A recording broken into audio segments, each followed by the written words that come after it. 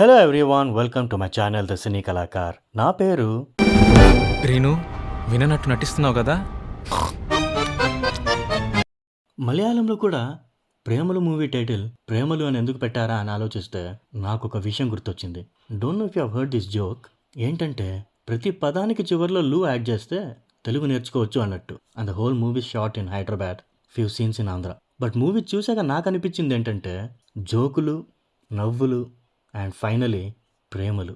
సేలంలో engineering చేసే ఒక student final ఇయర్లో ఒక అమ్మాయికి ప్రపోజ్ చేసి ఫెయిల్ అయ్యి గేట్ కోచింగ్కి హైదరాబాద్ వచ్చాక ఏం జరిగిందనేదే ఈ కథ.